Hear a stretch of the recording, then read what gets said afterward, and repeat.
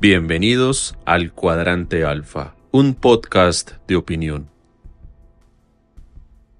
Mi nombre es Andrés Balaguer y les doy la bienvenida a este nuevo episodio podcast de hoy miércoles 17 de mayo, episodio especial hablando sobre el documental interactivo de RTVC Play Caminos de Jordán, y de paso les hago la invitación para que estén pendientes el jueves 18 de mayo en la cuenta de @Colombia_East, la cuenta de Historia de Colombia de Juan Carlos, quien tendrá una sesión de Space junto a Carlos Hernández @Mediarse y Carolina Vázquez @Papelito Bipolar.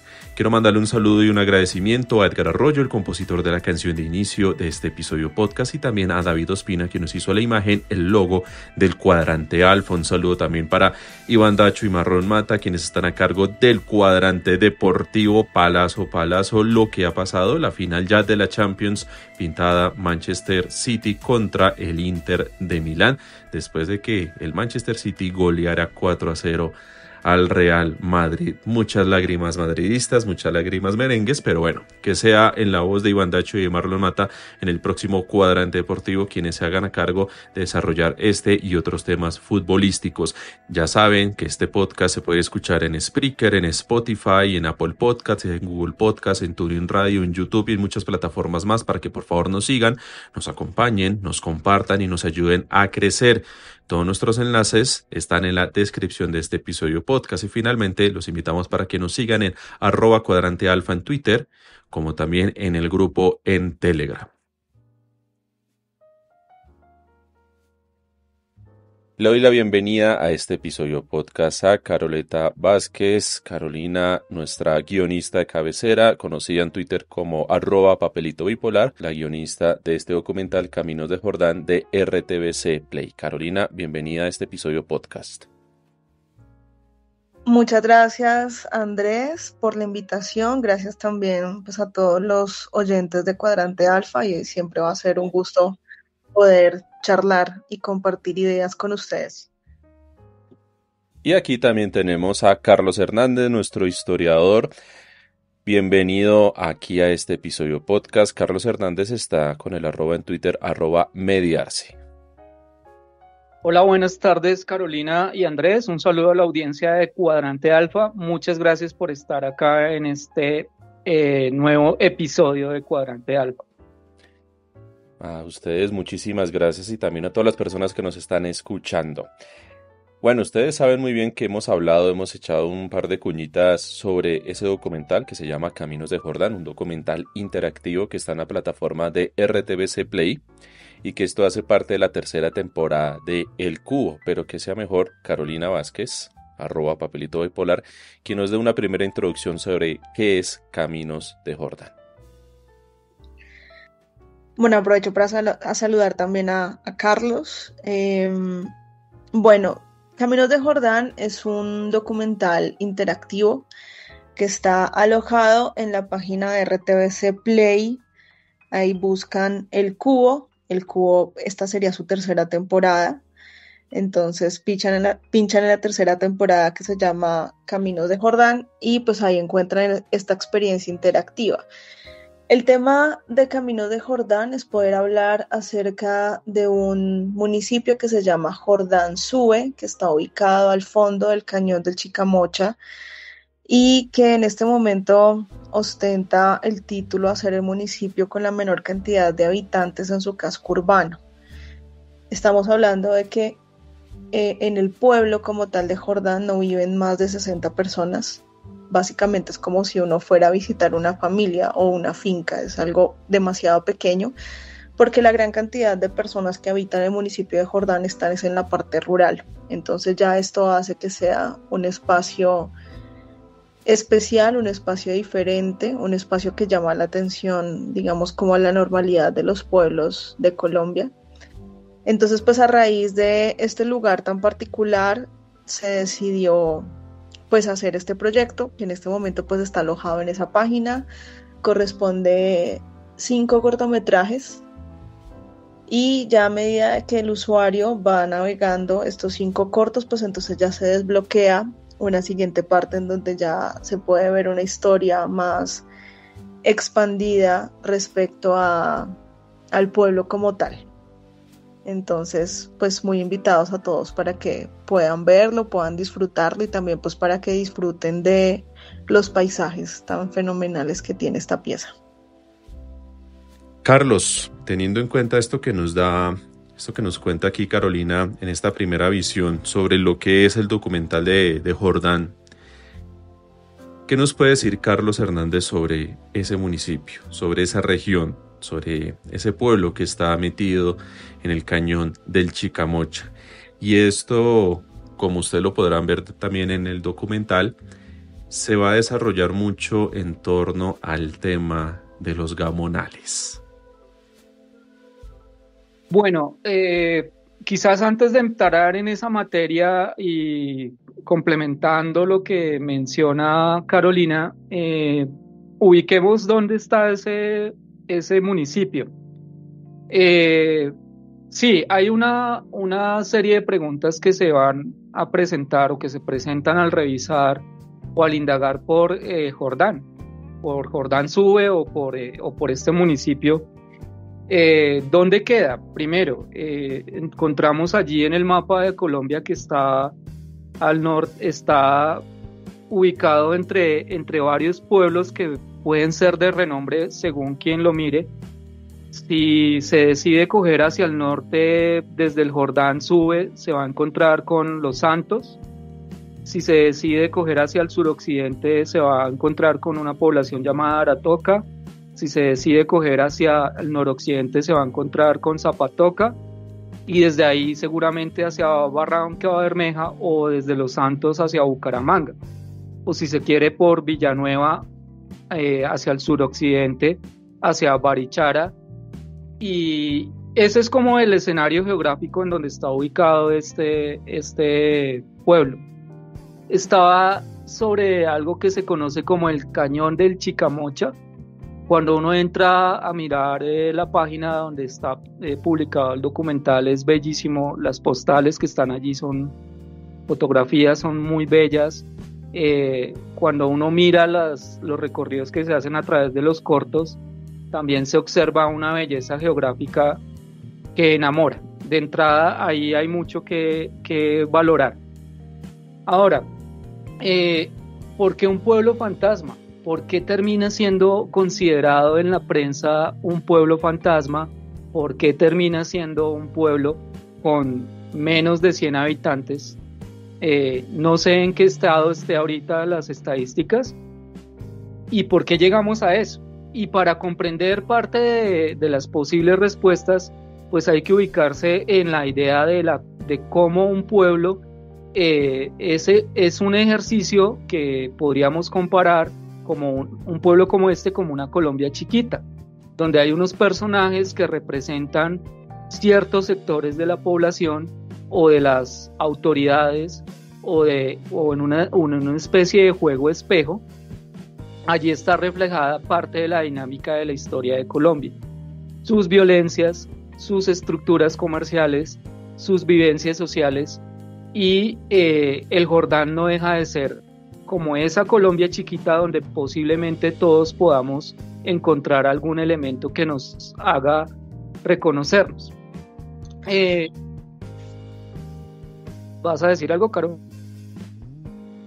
Sí, pues quería sumar a lo que dices, y es que algo muy interesante que tiene Jordán Sube es que es un pueblo del que no sabemos nada. Es impresionante cómo puedes estar a lo mejor en una ciudad como Bucaramanga y preguntarle a los santanderianos si conocen Jordán, y una gran parte de ellos ni siquiera saben que existe, a pesar de que está en su propio departamento, ¿no? Si esto ocurre en Santander, pues ¿qué le podemos pedir al resto de Colombia, ¿no? Es efectivamente un lugar casi que desconocido, y también para que los oyentes se puedan ubicar en dónde queda Jordán, es realmente muy cerca a lo que viene a ser como la entrada al Parque Nacional del Chicamocha. Entonces es muy curioso porque esta es una zona que es muy turística, justamente por la gran cantidad de personas que visitan el parque, que visitan la Mesa de los Santos, que al otro lado cruzan a Barichara o San Gil. O sea, todos estos lugares se podría llegar a decir de una manera muy simple que Jordán está en la mitad, solamente que está abajo, anclado en el cañón, al lado del río. Y es curioso que estando en este lugar como de una alta atracción turística, la gente no lo conozca. ¿Y esto por qué pasa? Porque ustedes si viajan por carretera, no sé, si fueran por ejemplo de Bucaramanga a San Gil, o de Bogotá a Barichara o a San Gil, en ninguna de estas vías ustedes van a encontrar un aviso típico de pueblo en donde dice Jordán a tantos kilómetros. Eso no ocurre. Jordán no tiene ningún tipo de aviso, ni de letrero, ni de valla por ninguna de sus vías terrestres que a uno le avise que hacia allá hay un pueblo. Entonces, eso también hace que, digamos, como que construya este término de pueblo fantasma, a pesar de que a los habitantes, por obvias razones, no les gusta, ¿no?, que se les diga pueblo fantasma, pero bueno, la prensa lo ha usado bastante. Pero todo este tipo de elementos ayuda a construir ese tema de pueblo fantasma, porque puedes recorrer toda esa zona y no darte por enterado que hay un pueblo abajo en el que vive gente, en el que hay comercio, en el que hay una gran cantidad de historias, en el que ocurre la vida misma. Eso no lo sabemos. Entonces esto es muy interesante también para que, pues en la medida que ustedes visiten a Santander, puedan ver e indagar sobre este pueblo del que nadie te dice nada, este pueblo que casi que no aparece en el mapa. Hay que buscar mucho en Google Maps, acercarse mucho para poder encontrarlo. Entonces, digamos que de ahí también fue muy interesante tomar este proyecto, porque era casi como agarrar una joya preciosa, inserta en el cañón del Chicamocha, pero que nadie la ve, que nadie la conoce. Yo pensaría, y reconociendo que cuando Carolina nos habló del proyecto, yo por dentro decía, Jordán, ese pueblo, ¿dónde queda? Ahí ya tuve mi primer problema. Pero me justificaría respondiendo a lo que tú dices sobre el hecho de que las dinámicas comerciales y sociales seguramente producen unas historias y producen unos olvidos. Es decir, y eso es lo que vamos a ver un poco más adelante en el programa, en el podcast del Cuadrante Alfa, que esas dinámicas comerciales fueron las que llevaron a un distanciamiento no solamente comercial, sino histórico, que produce esos olvidos, que seguramente es lo que estás tratando de decirle a la audiencia, en términos de que vas por Santander y no te acuerdas que hay un pueblo que estaba ahí, y es más, ni siquiera hay letreros, como tú misma lo mencionas, Carolina. Ahora, ubiquémonos en el tiempo histórico. Este territorio inicialmente era de las tribus indígenas guanes, los guanes, de la etnia guane, de la cual al día de hoy entiendo no quedan más mayores comunidades que puedan representarlos. Algunos pobladores se identifican con los guanes de la zona, pero no están ahí en la zona del Jordán. El territorio de los guanes fue despojado por la llegada de los españoles. Con la llegada de los españoles les despojaron sus tierras, fueron sometidos a dominación colonial e incluso a exterminio. Ese exterminio también se va a dar durante el siglo XIX, bajo las nuevas autoridades criollas y bajo comerciantes que llegaron a esos territorios. Sobre ese territorio de los guanes ya existían unos caminos indígenas creados antes de la llegada de los españoles. Y el Jordán, Jordán sube, entiendo que allí los indígenas ya habían construido unas especies de puentes con los que se pasan, no son colgadizos, no son colgantes ni de cables, y si son de cables son un puente muy primitivo en donde dependen de la fuerza humana para poder pasar al otro lado. Entonces, en esa zona no solamente está el paso de los puentes que allí se construyeron o de los dos puentes, sino una zona de caminos que dejaron los indígenas y que el proceso económico colonial se apropió, fue haciéndole reformas o transformaciones para mejorarlos en términos de un comercio que dependía del transporte sobre mula. De un transporte sobre mula donde perfectamente 200, 300 mulas podían estar pasando por estos caminos y fueron configurando en el Jordán un punto de paso que a medida que se aumentaba el comercio, pues la gente se iba estableciendo en este punto de paso. Es decir, posadas, restaurantes, casonas y todo lo que se fuera juntando allí en ese punto para facilitarle la vida a los viajeros.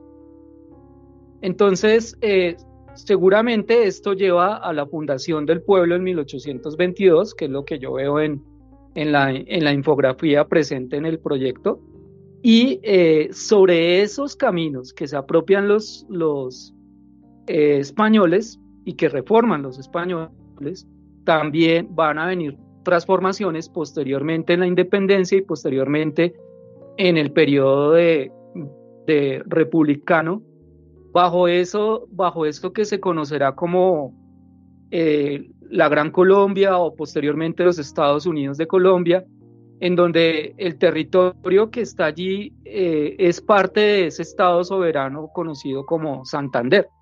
Y en ese espacio federado, en esta parte de la federación, pues entran a jugar algunos comerciantes extranjeros que van a influyeron sobre la necesidad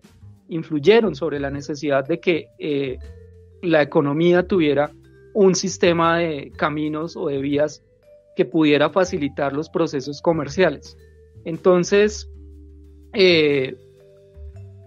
ahí nos vamos a encontrar con uno de los primeros peajes de Colombia. Es la atribución que se encuentra allí en la infografía, que a partir de 1864 ya está presente el puente Lenguerque, y Lenguerque es un personaje que es señalado, para quienes no lo tienen en claro, es la historia que se presenta en la novela La otra raya del tigre de Valderrama, y es un alemán que se vino aquí a Colombia a hacer su proceso de migración, pero no una migración porque qué bonito viajar a la Nueva Granada o vamos a conocer Sudamérica, sino porque como comerciante comprendió que había una serie de posibilidades y que hizo parte de muchos comerciantes alemanes que vinieron acá a Colombia y establecieron sus monopolios sobre la tierra y particularmente sobre las vías. Yo aquí me atrevo a decir que nuestro amigo Geo von Lenguerque es uno de los gamonales presentes en Colombia. Gamonales, ¿por qué? Porque se aprovecha de unas circunstancias que le da el Estado para favorecer la inversión sobre construcción de caminos, para favorecer desde esos caminos la producción y exportación de quina hacia el río Magdalena, exportación de café, exportación de tabaco, ya veremos el papel del tabaco acá, hacia el río Magdalena y de ahí hacia el exterior. Lenguerque yo lo considero no solamente el comerciante alemán que se presenta de manera romantizada en La otra raya del tigre, sino un gamonal extranjero que viene a aprovechar unos gobiernos de carácter liberal que dan todo tipo de oportunidades, pero que terminan beneficiándolo solamente a él, a pesar de pronto del debate en donde ven a Lenguerque como un personaje que aportó al desarrollo de Santander. Ese sería como el contexto en donde nace Jordán y donde tiene aparentemente una época dorada, porque estaba precisamente en un punto donde pareciera ser, uno mira el mapa y la posición de el Jordán en el mapa está ahí sobre un filo del cañón de Chicamocha y hay que pasar al otro lado por encima de un río que da a una especie de meseta grandísima que creo que es la Mesa de los Santos, no sé si me equivoco ahí, Carolina. Y, sí, es la... y en esa Mesa de los Santos o en esa zona de los Santos es donde los indígenas tenían también ahí como su zona de rituales. Y curiosamente coincide con una zona que ha presentado sus particulares sismos en su momento. Entonces, posteriormente, cuando se decide construir la vía, esa vía, lo que referencia a la infografía, ya es a partir de 1930, es decir que el Jordán fue un lugar de paso durante casi 30, 70 años, 1922, casi unos 80 años casi un siglo de bonanza gracias a su ubicación geográfica para beneficio de esos arrieros. La economía del arriero es la que permite el transporte de mercancías. En este caso, quina, café y tabaco. Entonces, en los cortos todavía se siguen observando la explotación o el cultivo de tabaco, y de un tabaco de color negro. Yo no conozco tabaco, cuáles serán las calidades y la implicación de este elemento. Pero entre 1900 y 1940 la infografía nos está hablando de la presencia de la Compañía Colombiana de Tabaco y que muchas familias dependieron de esta compañía colombiana, de la siembra, de la recolección, del transporte y de la exportación. Y quienes entraron allí a tratar de controlar tanto los caminos como las tierras donde se cultivaban estos productos, como el tabaco, fueron motivo de disputa entre desplazamiento y despojo de los indígenas, nuevos dueños que se apropiaron por la vía de la violencia, por la vía del terraje o por la misma construcción. A partir de la construcción, el otorgamiento de territorios baldíos por el Estado de Santander o por la misma Unión. En este caso la Unión es la nación como tal, el Estado colombiano de los diferentes momentos. Entonces, ahí el Jordán, los pobladores del Jordán se beneficiaron, y hasta el punto en que se construye la carretera es cuando aparece la Ruta Nacional 45A, y la vía, en vez de construirse un puente más grande o mandarse por encima de la Mesa de los Santos, que superara el obstáculo del cañón, lo que hacen es desviarla, sacar totalmente al Jordán el mapa que está ahí, no lo desconectan totalmente del municipio y mandan la vía por la ruta que va bajando por el cañón hacia el río Chicamocha para buscar hacia la ruta que va a Bucaramanga. ¿Qué determinó eso? ¿Y quiénes se opusieron a esa posibilidad?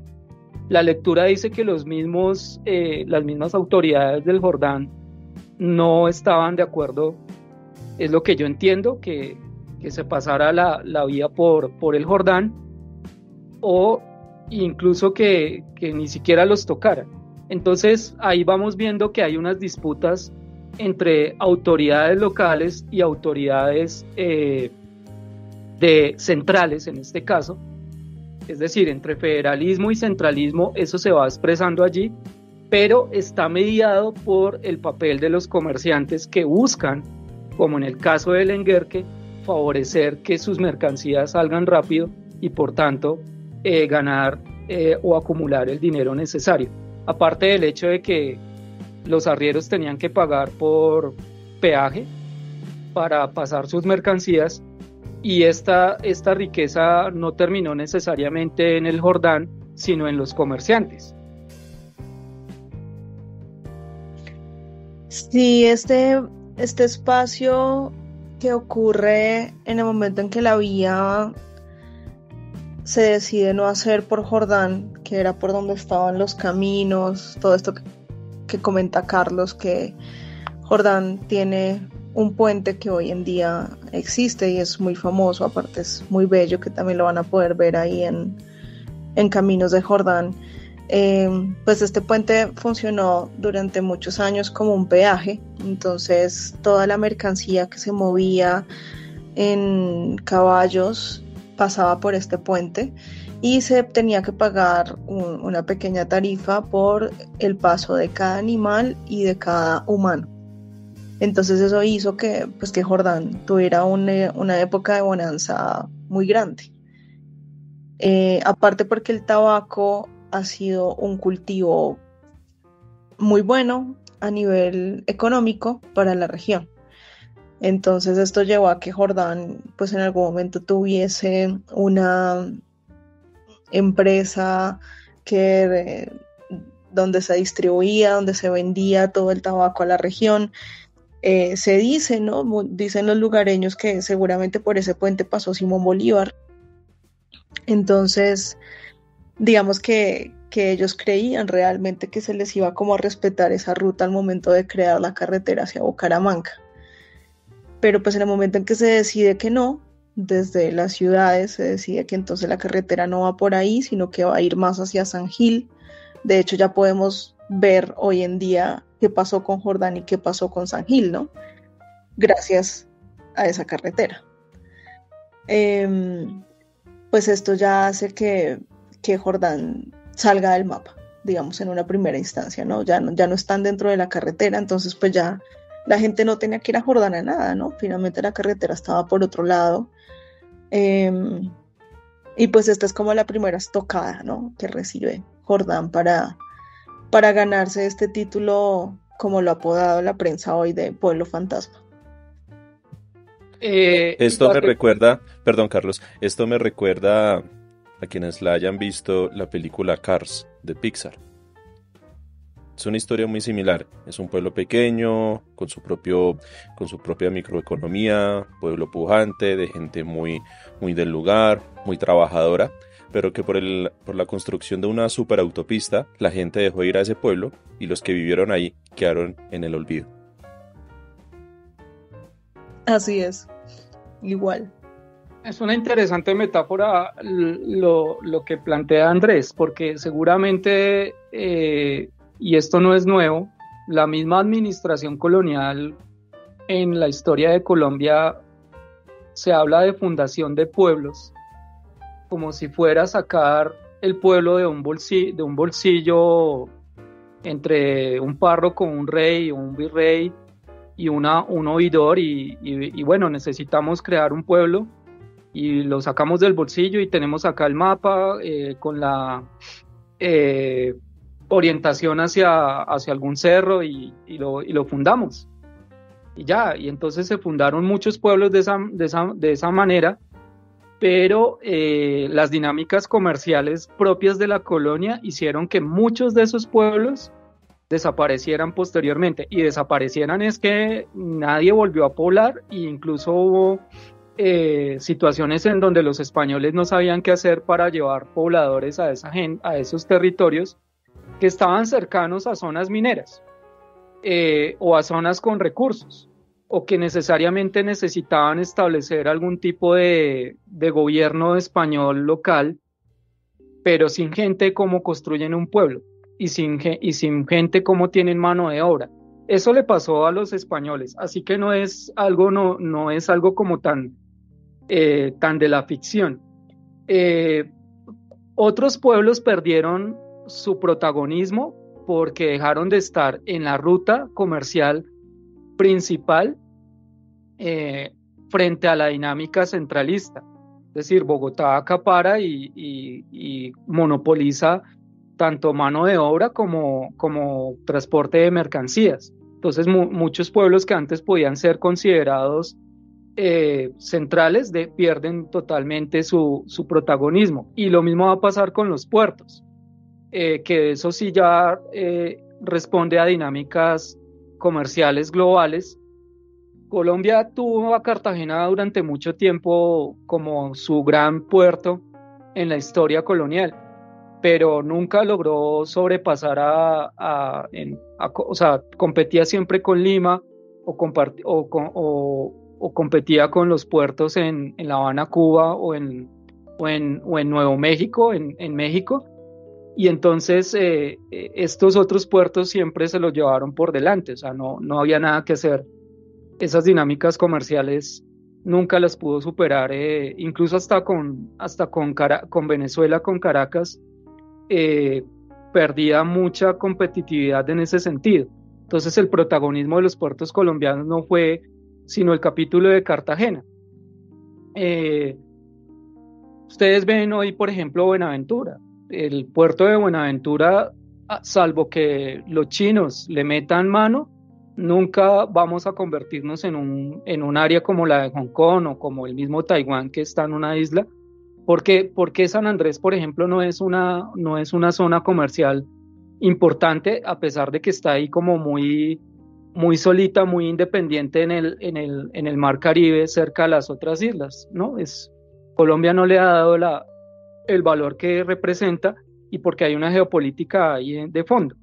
Entonces, ahora, entra la segunda estocada, cogiendo la palabra de Carolina, y es la violencia bipartidista. Ningún municipio en Colombia que estuviera funcionando se escapó a estas dinámicas, donde existiera algún tipo de administración o donde hubiera algún tipo de lucha política por control territorial dentro de ese Estado-nación que todavía no se terminaba de formar. Liberales y conservadores se enfrentaron por llegar al poder, y eso partía desde el control territorial, el control electoral, el control militar, y en esa dinámica de la primera mitad del siglo XX, pues esto no se había terminado de resolver.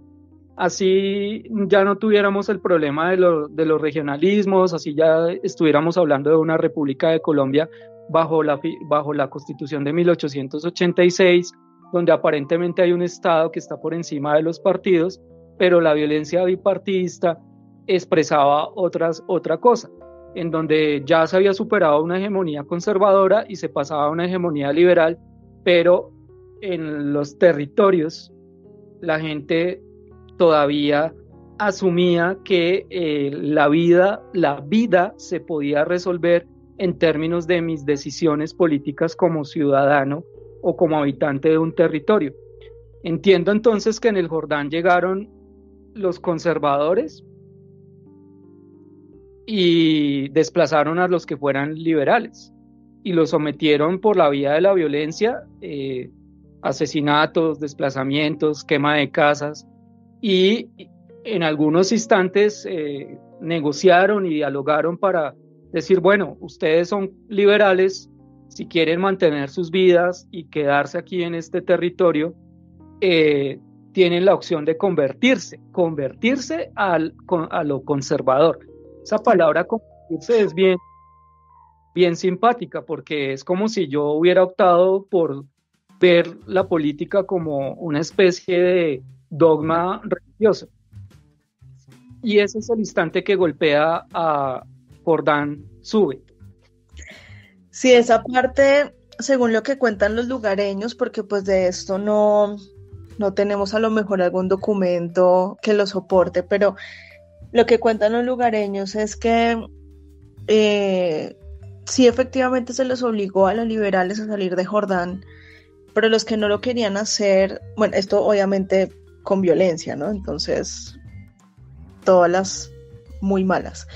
Pero a los que a lo mejor no querían hacerlo, les dieron la oportunidad de convertirse, como dice Carlos, y esto era como un juramento que se hacía con una mano sobre la Biblia, en donde las personas juraban que de ese momento en adelante se iban a convertir en conservadores, y a ellos les daban entonces como un papelito que decía, bueno, es que Carlos Hernández ya prometió que no va a ser liberal, ahora va a ser conservador. Entonces como que uno tenía ese papelito para que en cualquier momento donde llegara alguien a preguntar, pues ya estuviera el soporte físico de su transformación al partido conservador.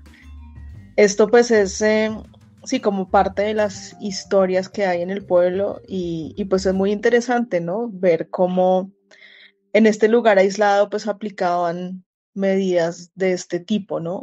En este caso pues era una familia particular de apellido Ferreira los que tenían esta iniciativa de convertirlos a todos al Partido Conservador.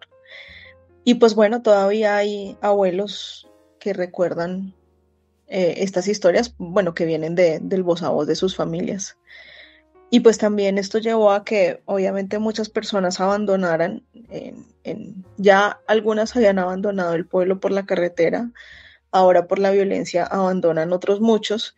Y esto también lleva a que el pueblo quede con muchas tierras abandonadas que luego terminan siendo posesión de la familia Ferreira.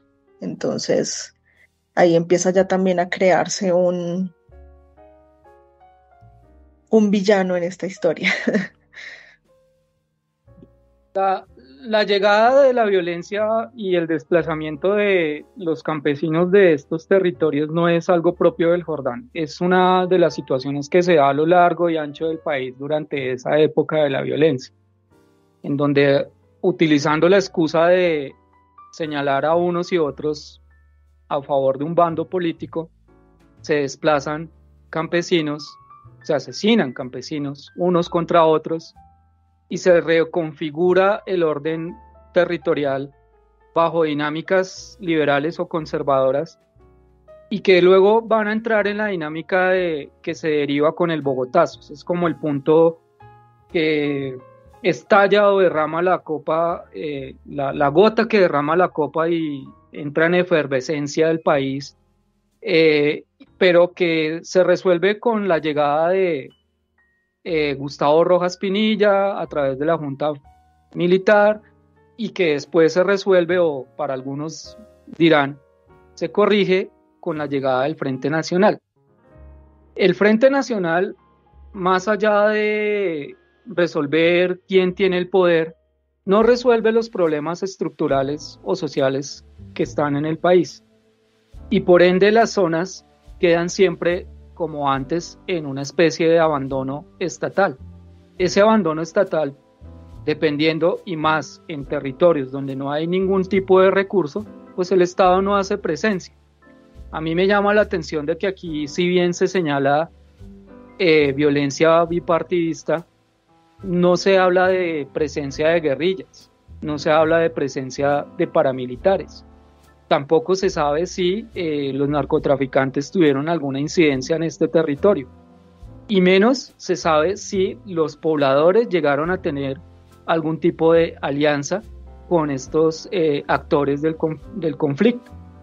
Lo que yo sí veo es que una vez el villano, como señala Carolina, estas familias que no son solamente en el Jordán, sino que se presentan en otros territorios, en otros municipios a nivel departamental o a nivel municipal, que tienen poder político local y que serán los gamonales de los cuales me pregunta Andrés al principio. Gamonales que vienen de la idea del gamonalismo o del gamonal, y que es una expresión para referirse, en el caso colombiano, a dueños del poder local que usan ese poder local para manipular o controlar a una población de un determinado territorio.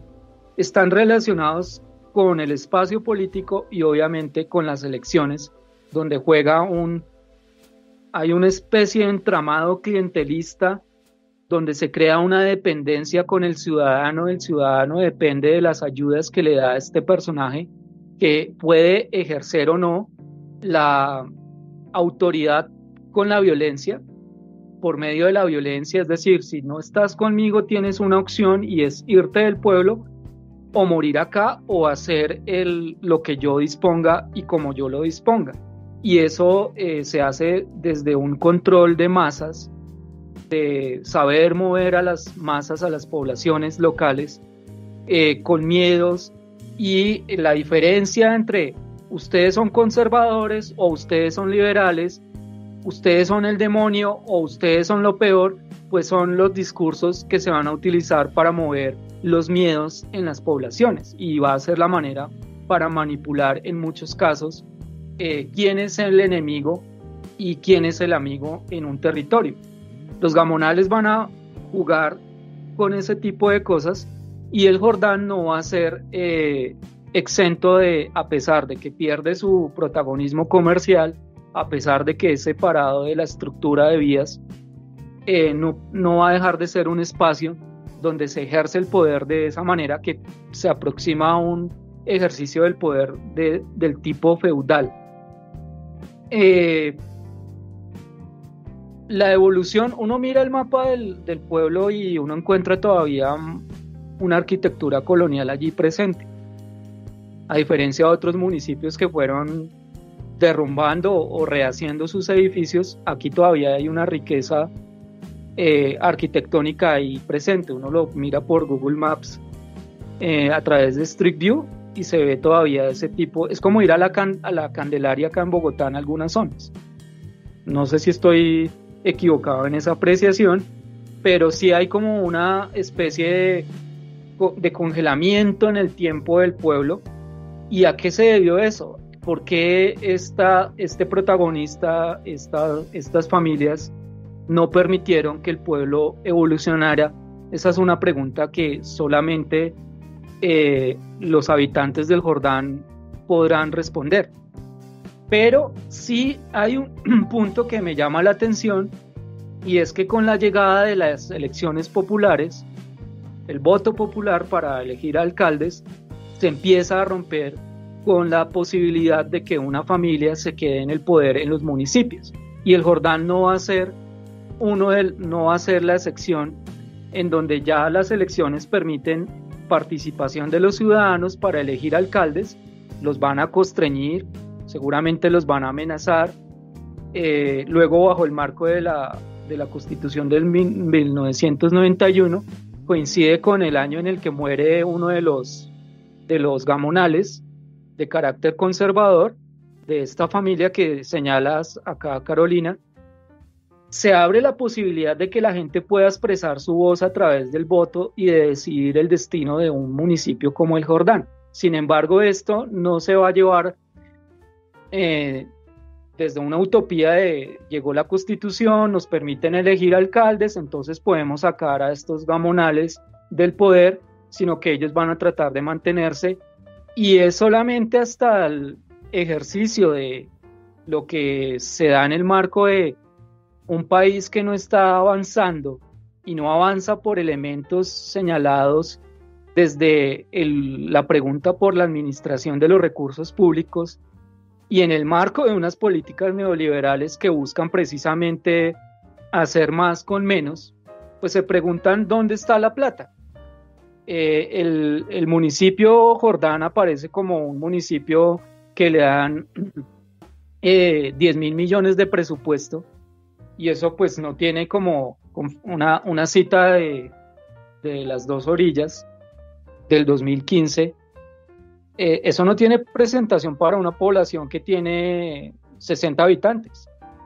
10.000 millones de pesos, ¿y qué están haciendo con ese dinero? ¿Qué es lo que está pasando allí? Y lo que yo entiendo es que se genera, el sistema se pregunta qué está pasando allí, entonces las autoridades entran a revisar y se encuentran con que hay un posible desfalco. Uno de los alcaldes es investigado, se presenta un incendio, que es una de las categorías clásicas de cuando tienen que investigar algo de fondo. Se perdieron los documentos o se incendió el edificio donde estaban. Eso es lo que pasa allí. Se le va a llamar la tierra del olvido, y es un ejercicio de investigación sobre una situación de corrupción. ¿Cuántos casos, Andrés, hemos tenido de esa naturaleza en el país? Hay algo en todo esto, Carlos, y es la posesión de tierras. No sé si pueda haber a nivel histórico alguna cuestión como para equiparar contextos como de gamonales, tierras, con lo que era el feudalismo, con lo que era y lo que hoy se conocen esos feudos, esas grandes acumulaciones de tierra y que sencillamente se llevan por delante todo aquel que piense lo contrario.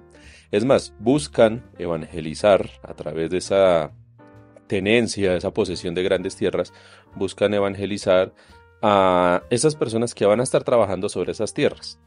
Nos lo decía Carolina, por ejemplo, con ese acto de juramento ante una Biblia, de ser conservador, como si el ser conservador fuera una especie de religión, fuera lo correcto. Entonces aquel que no fuera conservador es un hereje y hay que castigarlo, y usted no merece entonces trabajar y vivir en mi tierra que yo le pongo a disposición, porque estas tierras son mías. Más o menos es lo que yo empiezo a entender con todo esto de lo que Carolina y Carlos nos han estado contando con los gamonales. Y vuelvo y digo, lo relaciono mucho con la época de los feudos. Claro, y depende del sueldo que le quiera pagar al jornalero. Es mi tierra, yo pongo las condiciones, las impongo por la vía de la violencia y también pongo el sueldo que se puede ganar un jornalero. Si no le gusta, mire a ver para dónde coge, si es que puede irse de acá.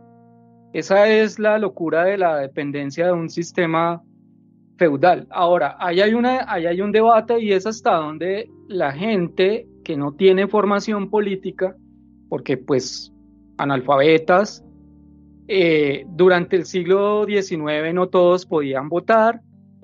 Durante el siglo XX el sufragio no se le dio a todos por igual, es hasta mediados del siglo XX que se le abre la posibilidad del voto a las mujeres y una votación ya en unas condiciones mucho más justas para todos los ciudadanos, con el voto popular. Pero aún así el debate es sociocultural, porque muchos de ellos dependen el gamonal va al Congreso, es elegido con unas votaciones soportadas sobre estas dinámicas, va al Congreso, representa, el Estado le entrega dineros al gamonal y el gamonal nunca explica qué hizo con los dineros. Pero sí se ve al gamonal repartiendo plata o haciendo favores a determinados habitantes del pueblo o del municipio o de la región donde él esté. Entonces, en este ejercicio que estamos viendo a través de Jordán Sube, no sería raro que estas familias, como la misma familia Ferreira, a lo largo del país, vieran con naturalidad el hecho de que la gente no tuviera formación política y por tanto nunca se cuestionaran esa dependencia. Mis derechos políticos en el marco de la Constitución del 86 no eran muy claros, en la medida en que si uno protestaba pues lo podían considerar guerrillero o comunista, y que las circunstancias judiciales eran todavía más manipulables según fuera el caso. La justicia operaba al son de lo que el gamonal incluso necesitara.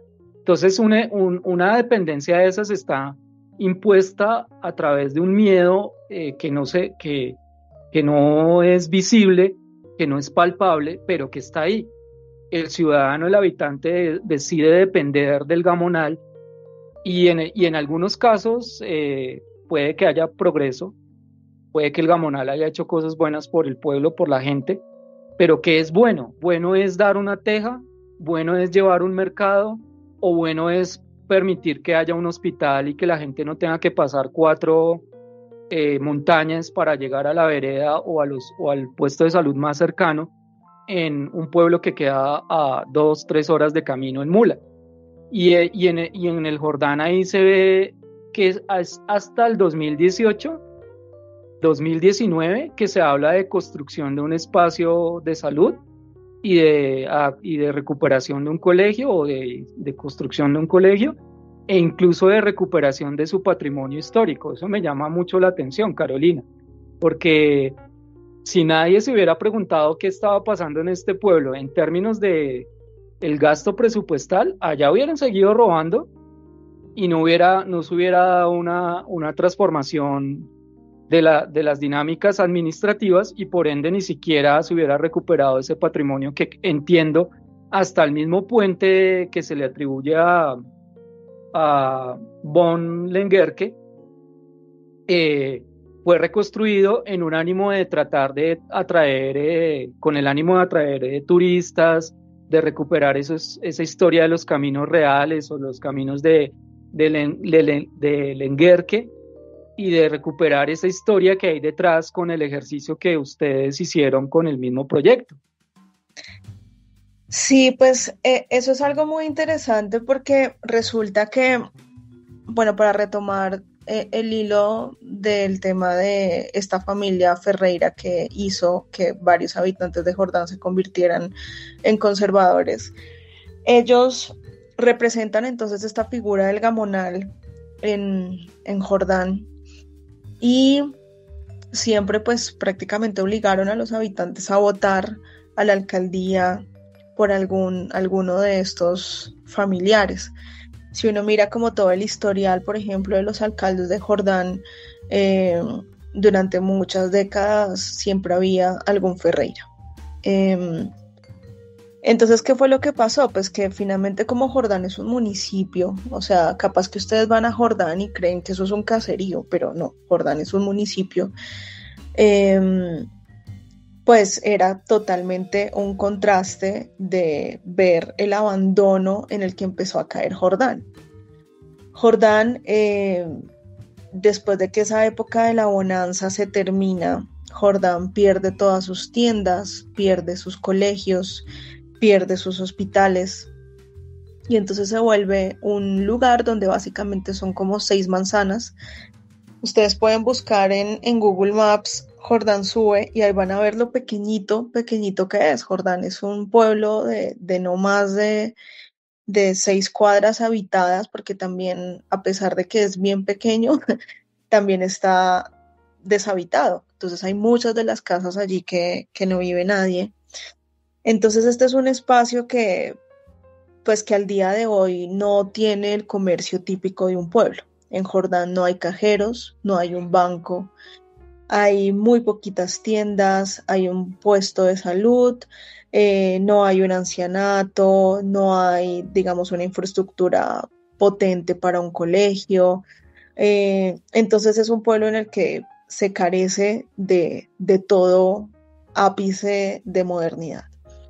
Pero entonces en las décadas pasadas, pues esto era aún mucho peor, porque era la pregunta que se hacía la gente era: ¿a dónde va el dinero del municipio cuando este pueblo no tiene absolutamente nada? O sea, no tenía vías, no tenía una ambulancia, no tenía nada. Y pues ahí es en donde esto empieza a llamar la atención. También porque algunos periodistas o escritores viajaron a Jordán en la década de los 80, de los 90, y dieron fe de la situación extraña de este pueblo sumamente abandonado. Y pues ahí es en donde se empieza como a llamar la atención. Ya luego ocurre esta situación que comentaba Carlos, y es que en el momento en que se le da como un aviso a la gobernación de Santander sobre un posible tema muy grande de corrupción en Jordán, solicitan la visita de unas autoridades para que vayan al pueblo, y para sorpresa, la noche anterior de que lleguen estos visitantes, se le prendió fuego a la alcaldía, quemando una gran cantidad de documentos que eran pues para esta investigación. Entonces, tal cual como lo hemos hablado antes, ¿no? Jordán tiene una historia que es como si fuese una pequeña Colombia, un lugar en donde pues han existido personas que han hecho con el territorio, con su gente, básicamente lo que se les ha dado la gana. Ya donde Jordán empieza como a escribir una historia diferente, es luego en una elección a la alcaldía, donde ya esta familia sale del poder, ¿no? Es como un momento en donde los habitantes del pueblo pues ya dicen no más, y votan por una mujer diferente a la alcaldía. Esto fue en el año 2016, en donde una alcaldesa, bueno, la alcaldesa que ganó, que se llama Joana Muñoz, le gana por muy pocos votos a una integrante de esta familia que se llamó Gloria Isabel Ferreira, que ya fue alcaldesa creo que en 2 ocasiones de Jordán. Y aquí es un poco donde se empieza como a reescribir nuevamente la historia de Jordán con una administración que, pues como todas, podrá tener muchas críticas, pero que también muchos de los habitantes están muy agradecidos con esta mujer porque hizo que por primera vez los recursos del pueblo se vieran. Entonces se pudieron arreglar las placahuellas de algunas vías para acceso al pueblo y bueno, digamos que un poco se le dio la vida y esto también empezó a motivar bastante a los habitantes porque se dieron cuenta pues que realmente también dependía mucho de ellos, que Jordán no se estuviera como consumiendo en el tiempo. Yo siempre lo describo como que Jordán es un espacio que se detuvo en el tiempo. Cuando ustedes viajan allá se van a sentir muchas décadas atrás. Y yo creo que justo la política es la que les demuestra a los habitantes del pueblo pues que ellos pueden hacer cosas distintas por su pueblo y que ellos no tienen por qué seguir bajo esta misma quietud en la que estuvieron durante tantos años. Esto no quiere decir pues que Jordán ahorita sea perfecto, todo lo contrario, le hace falta absolutamente todo, pero creo que esto también despertó bastante la motivación de los personajes, bueno, del pueblo en general, pero digo de personajes porque en el caso de Caminos de Jordán tenemos la posibilidad de contar la historia de 5 de estas personas que habitan en este pueblo, que tienen historias similares a las que tenemos todos, historias de amor, historias de familia, de sueños, de dolores, de grandes luchas, pero que es el momento como en el que la gente empieza a despertar y a darse cuenta que puede cambiar el estilo de vida al cual estaba como destinado por haber nacido en un lugar aislado y abandonado. Y pues un poco de esto es que va la historia, que todos nos podemos ver de alguna u otra manera identificados con algunos de estos personajes, que a pesar de que están en una cápsula del tiempo atrapados, intentando moverse con casi todo en contra, pues cada uno a su manera empieza a enfrentar ciertas luchas para poder salir y para poder empezar entre todos a construir la nueva historia de Jordán. A mí me impresiona, Carolina y Andrés, es que uno como citadino que tiene muchas cosas al alcance, el agua, el transporte, el internet, oportunidades de empleo diversas, hasta somos un poco cerrados a ciertos empleos. Y allí los personajes que están representados no la tienen fácil.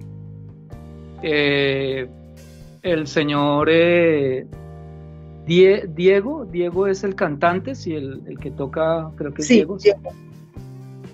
Que le toca viajar a Bucaramanga para tratar de grabar un solo de su música con la que alegra las fiestas, que lidia con una administración que no lo contrata en las mismas fiestas, que lo contrataba en otro momento pero ya no.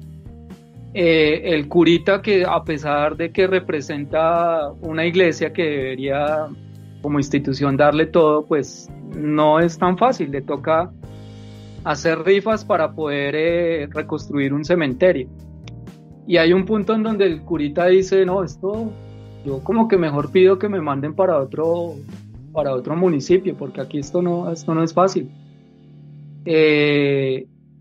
Y uno como citadino la tiene tan fácil para muchas cosas y estas personas que hacen parte del territorio colombiano, de eso que hablamos que es Colombia, pues están allí madrugando a lucharla duramente, no solo los que están ahí en el pueblito, en el caserío, en el municipio, sino la gente que está alrededor en las veredas cercanas, que como en el caso de doña Soledad, que le toca bajar con sus productos y esperar a que se lo compren a un buen precio.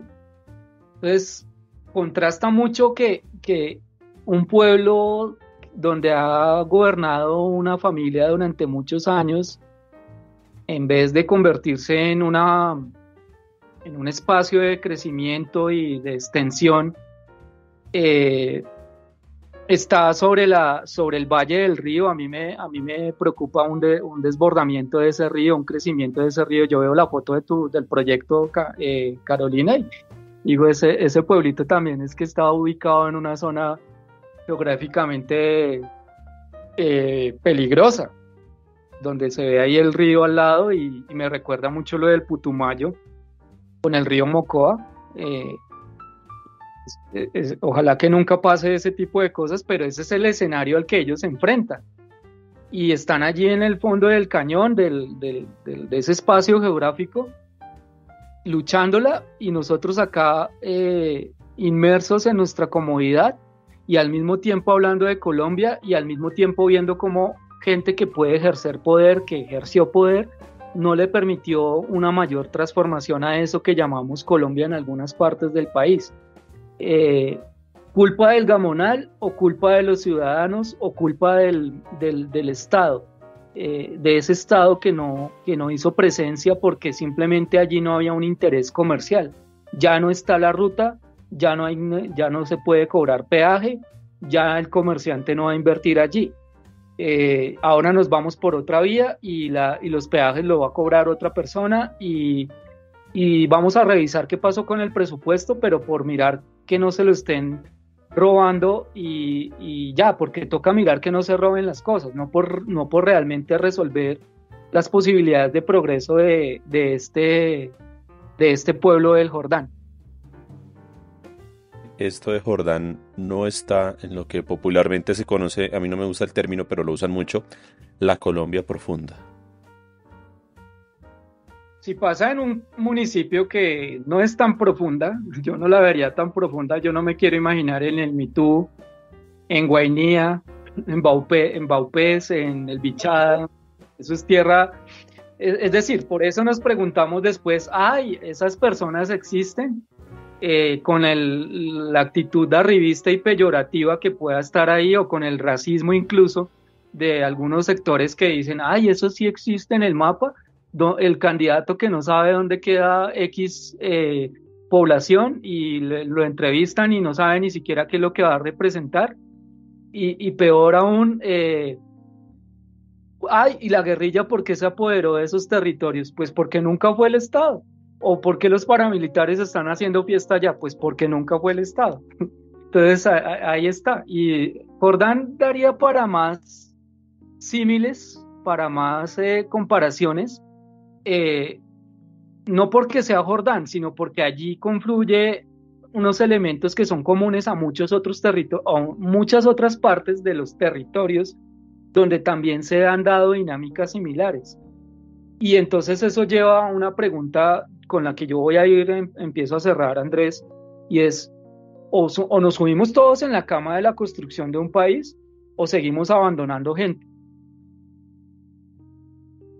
Yo ya para ir finalizando, quiero preguntarle a Caroleta sobre cómo fue el tema del rodaje, de llevar todos los equipos, de llevar toda esa producción de RTBC a ese lugar solo, desocupado, con muy pocas personas. ¿Cómo fue todo ese ambiente del rodaje?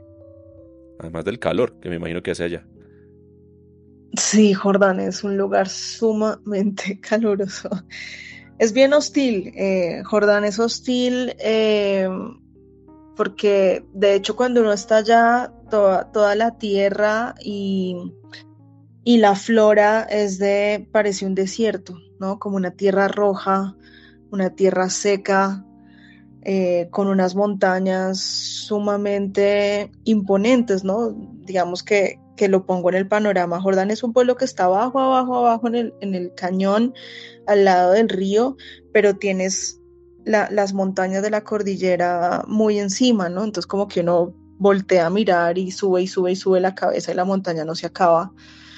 Y sobre esas montañas uno ve cabras que van saltando, no sé cómo hacen, es impresionante. Entonces todo allí, digamos que tiene un tema especial, empezando también por el clima. Jordán yo creo que puede llegar a alcanzar 38, 42 grados sin ningún problema. Así que digamos, esto lo hace bien hostil. El reto principal y el miedo que tuvimos como producción al momento de grabar Caminos de Jordán era ver cómo la gente se iba a sentir cuando llegara un equipo de más o menos 20 personas, sabiendo pues que ellos son muy poquitos, ¿no? Casi que el equipo de producción llegó a invadir el pueblo. Se veía en todas las calles, entonces se veía más personas del equipo de producción que jordanenses. Eso nos preocupaba mucho porque cuando uno conoce a las personas de la población de Jordán, ellos no necesariamente están tan acostumbrados a ver gente extraña. Entonces, lo que yo les decía al inicio, a veces cuando uno llega a Jordán es como si tú llegaras a una casa o a una finca. Todos se conocen, todos son familiares, amigos, compadres el uno del otro. Y también a ellos les cuesta, eso es algo en lo que están trabajando, pero a ellos les cuesta un poco como poderse abrir al turista porque pues ellos realmente no están acostumbrados a recibir muchas personas allí. Pero bueno, la ventaja fue que yo como investigadora y como guionista del proyecto pude hacer varios viajes a Jordán y aparte pues de hacernos amigos cercanos, pues de que ellos me contaran su vida para poder escoger a estos 5 personajes, pero pues también que ellos me conocieran la mía para hacernos amigos. Pues sí les hice un trabajo bien interesante de explicarles lo que se venía, ¿no? Entonces que venía un grupo grande, que venía gente joven, que seguramente los iban a ver fumando. Digo estas cosas porque para ellos en Jordán pues como que no es común que la gente fume, es un pueblo también obviamente muy conservador, entonces pues también como abrirles un poco la mente a que todo ese grupo de gente rara, mechuda, que iba a llegar, pues que estaba todo bien, porque nosotros ante todo les dimos la tranquilidad de que queríamos hacer un proyecto que dignificara su historia. No en ningún momento pues íbamos a ir allá como, ay, pobrecitos y qué cagada con ustedes, sino poder mostrar lo bello de Jordán y la dignidad que tienen ellos como habitantes de ese espacio tan único en Colombia. Así que fue muy bien, fue complicado tal vez por el tema del clima para salir a grabar, por lo menos muchas cosas de Don Guillermo, que es uno de los personajes, un abuelo que tiene una historia muy linda de amor que se les recomiendo para que la vean. Todas las partes de grabación con él se hicieron pues digamos afuera, fuera de su casa, entonces pues eso hacía que fuera un poco hostil que tocara hacer unas jornadas largas bajo un sol inclemente. Pero bueno, fue genial. Otro de los personajes con el cual nos hemos sentido muy contentos y muy satisfechos fue con el Padre Juan de Jesús, un hombre que nos abrió las puertas de su casa, de la iglesia, y que ha sido un hombre revolucionario en este espacio, uno de los gestores de que Jordán en este momento tenga muchas ganas de salir y de hacer mil cosas y de destrabarse en esa estancada del tiempo. También fue muy bonito pues poder contar con él y con el apoyo de él. Fue muy importante para nosotros que el Padre nos apoyara porque pues ustedes entienden que en este tipo de lugares también la posición de la iglesia es vital para que los habitantes sepan qué hacer o no. Entonces en el caso Juan de Jesús fue una gran herramienta para nosotros. Bueno, y así con los demás personajes, creo que también todos nos ayudaron y todos estuvieron muy abiertos a que los grabáramos porque cada uno estuvo con un equipo de cámara más o menos 3 semanas persiguiéndolos todo el tiempo. Y eso ya de por sí no es nada fácil, o sea, si nosotros nos lo planteamos como un proyecto personal donde alguien les diga, no sé, Andrés, Carlos, ustedes estarían dispuestos a tener un camarógrafo, un director y un sonidista, un productor, todos los días de la semana, de mañana a noche persiguiéndolos. Yo creo que más de uno diríamos que no. Pero en este caso ellos dieron un sí y fue para nosotros muy gratificante que nos dieran la oportunidad de contarnos sus historias, de entrar a sus casas, de comer con ellos, de cenar con ellos, de llorar con ellos. Y yo creo que ahí es en donde todo el amor, el tiempo y la dedicación se puede ver reflejado en este proyecto que se hizo con muy buena intención, con un gran amor por este territorio que no conocíamos, pero pues que nos enamoramos de ellos y nos enamoramos de los personajes. Así que bueno, pues ya también para cerrar, que ha estado larga esta conversación, pero bueno, invitarlos a todos los oyentes a que le saquen un tiempo a ver Caminos de Jordán, que disfruten con cada una de las historias, con cada uno de los personajes, a descubrir este territorio, este espacio, esta historia, este gamonal, por qué Jordán es lo que es, por qué todos nos podemos parecer a Jordán, por qué Jordán representa a Colombia. Creo que ahí podemos vernos reflejados como sociedad y como individuos.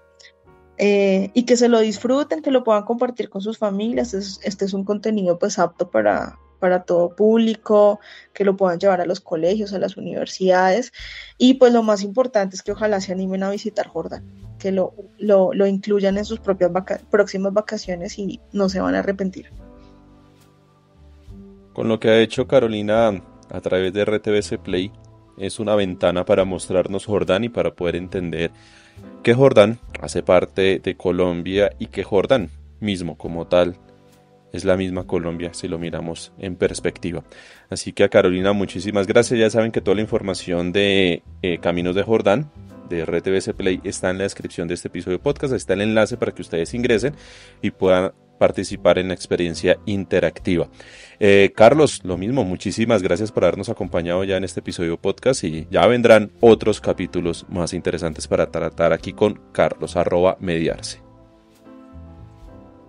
Muchas gracias, Andrés. Esto también es parte de un propósito de divulgación histórica y de complementar con el proyecto de Carolina y Caminos del Jordán, de su equipo de trabajo, una mirada a valorar el patrimonio histórico. Insisto en el papel que debe tener el gobierno y el sector educativo en valorar estos escenarios donde se puede promover esa historia y esa memoria de tantos municipios que están seguramente en el olvido, como lo estuvo en algún momento el Jordán. Muchas gracias, Andrés, y muchas gracias, Carolina. Bueno, muchísimas gracias a todos ustedes por habernos acompañado hasta este punto y ya saben, la invitación también para que el jueves 18 de mayo en la cuenta de Historia de Colombia, @Colombia_East de Historia, se escuchen desde las 7:30, 8 de la noche más o menos el space que van a tener Juan Carlos de la cuenta de Historia, Carlos Mediarse y también Carolina Vázquez @Papelito Bipolar. No siendo más, nos despedimos, que la pasen muy bien.